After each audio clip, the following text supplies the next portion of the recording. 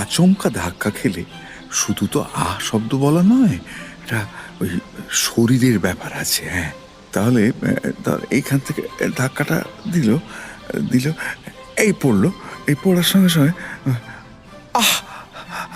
হ্যাঁ, এটা হতে পারে। না, হয়তো একটাই চাইছে, তাহলে কিংবা রেগে গিয়ে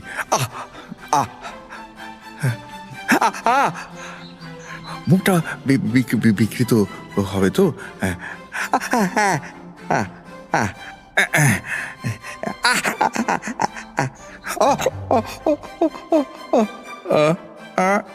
এই শুধু হাতে হেঁটে এলে ব্যাপারটার বিশ্বস্ততা, মানে আমি তো দেখতেই পারি লোকটাকে, কিন্তু অন্যমনস্ক হতে গেলে